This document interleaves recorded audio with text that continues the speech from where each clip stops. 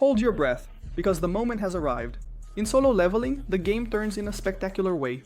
No more hiding in the shadows. Sung Jinwoo is about to have his power officially recognized by the Hunters Association.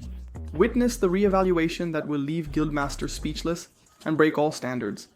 While a famous actor tries to steal the spotlight, though, the true protagonist emerges, triggering a desperate race by the largest guilds to recruit him. But the big twist isn't just the S rank, it's the decision that a loyal friend will make, challenging everything and everyone to stand by our monarch. Get ready for the chapter, that changes everything. Then we see Baek and Mr. Choi arriving at the Hunters Association, where the press is all abuzz with rumors that they're there to recruit the so-called Lee Minsung. Baek, already annoyed, blurts out, "Who the hell is this guy?" And Mr. Choi also makes it clear that they are not there for this nonsense, although he knows who Lee Minsung is, explaining that the guy has already signed with the Reapers Guild, and their business there has nothing to do with that. With no hot gossip to chase, the press quickly loses interest and leaves. Baek then recalls hearing that Mr. Choi had been having problems with that recent rank E dungeon, which almost turned into rank S. Mr. Choi downplays it, saying it was nothing compared to what the White Tiger Guild suffered in the Red Portal, where there were real casualties. Baek even mentions having heard that Mr. Choi almost begged him for help, but Mr. Choi insists that things ended well thanks to Jinwoo, so much so that he now plans to host a gala reception for Jinwoo at his guild. Baek agrees that Jinwoo saved them too, and the two begin to discuss who will be able to recruit him. At that exact moment, the master of the Reapers Guild appears and asks if they are fighting over that Lee Minsung. The two promptly respond that they couldn't care less about that guy. And right at that moment, Jinwoo arrives at the association, completely lost with all the commotion. Meanwhile, at Jinna's school, the girls are glued to the news about Lee Minsung at the Hunters Association. They comment on how Minsung, an actor with a rather tarnished reputation, is involved in a bunch of scandals with rumors that he dates every actress he works with. Back at the association, Minsung himself speaks to the press with surprising determination. He announces that he has decided to become a hunter, declaring that he will join the Reapers Guild under the leadership of Master Lim Taegyul, which leads the press to ask if this means he will retire from the entertainment world. Everyone is shocked that he made such a drastic decision without even knowing the official result of his evaluation. But with a confident smirk, Minsung claims that he already knows he is a rank A hunter, and that his contract with the Reapers Guild lasts only 2 years. After that, he will return to the industry, and by then his scandals will be just distant memories. He pretends to be ready to risk his life fighting magical beasts, no matter what his rank is. Right at that moment, while Jinwoo tries to sneak into the association, Minsung's guards stop him, saying he can't enter until the press conference is over. At that point, Go Gunhee bursts in and announces that Jinwoo is his guest, reminding them that he had specifically requested not to hold a press conference at that time. Minsung gets annoyed by the interference, but Go Gunhee doesn't care and takes Jinwoo inside immediately. The press, now even more curious, starts to wonder who this mysterious Jinwoo is.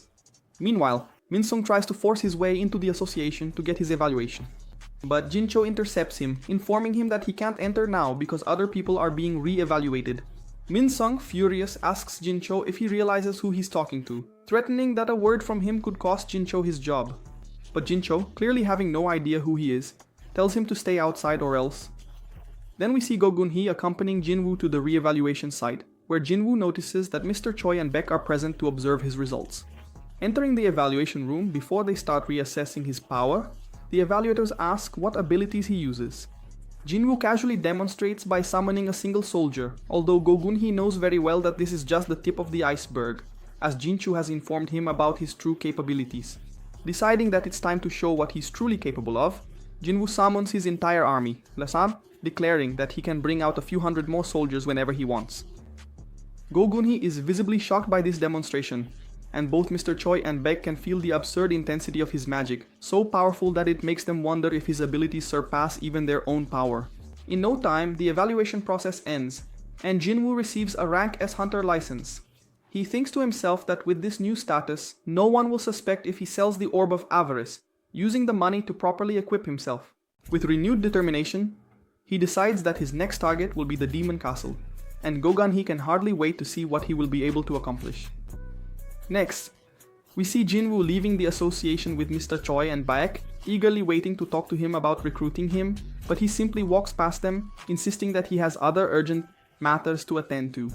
As soon as he opens the door of the association, he is ambushed by camera flashes, the media taking pictures of him non-stop. Kim San-sik, surprised to see his face on the news, shows the photos to Jina, who is equally shocked to discover that her brother has become an S-rank hunter. All of Jinwoo's acquaintances learn about the news. Some do not believe what they see, while others had long suspected that it was only a matter of time. Back at the association, the media shifted their focus from Minsung and are now bombarding Jinwoo with questions. Meanwhile, Jinho confides to his father that he couldn't convince Jinwoo to join his guild. He recalls that Jinwoo categorically rejected his offer, insisting that he has a personal mission to complete on his own. Jinwoo explained that joining any organization now would only delay his progress. He needs to become stronger on his own and then asked Jinho to go with him. Back to the present, Jinho begs his father to let him follow Jinwoo. In response, his father scolds him for what he considers an extremely selfish decision.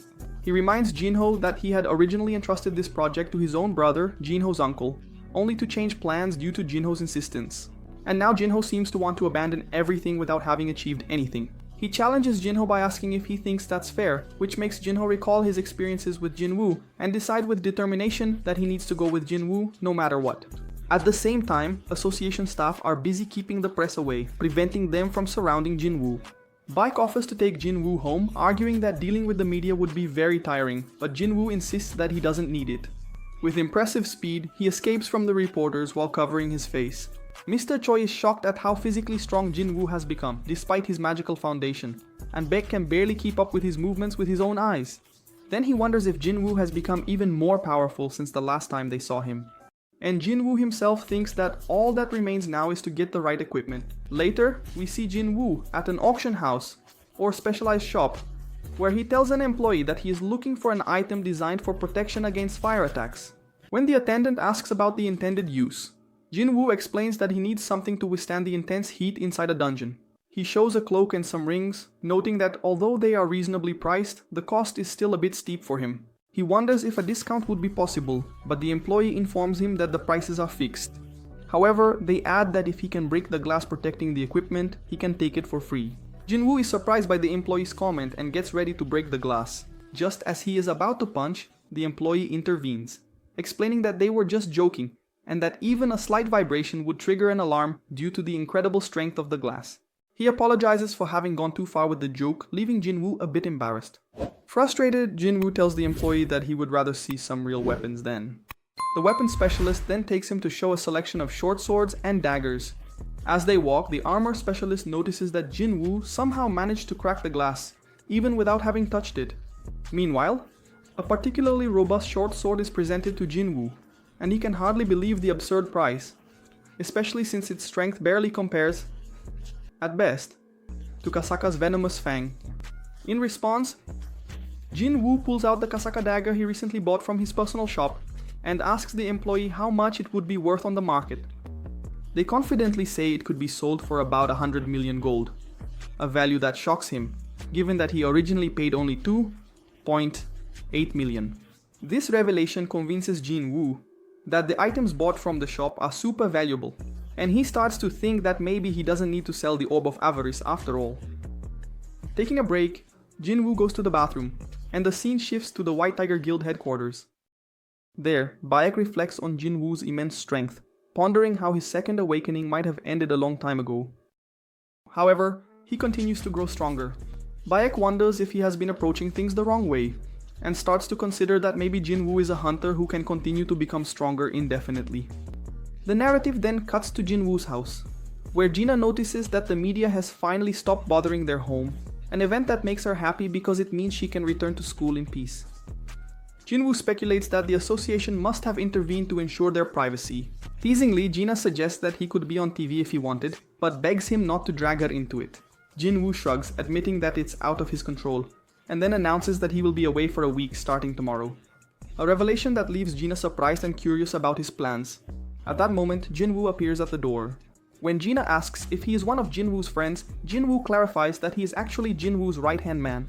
Jinwoo quickly offers an explanation, telling Jina that he will be working with Jinho next week. Although Jinho seems a bit confused at first, a slight nudge from Jinwoo helps him understand. and he promptly agrees to play along. At night, we find Jinho sleeping soundly in Jinwoo's room, while Jinwoo quietly checks on Gina, thinking that perhaps things have finally calmed down, although now everyone knows he is an S-rank hunter, so he needs to be extra cautious.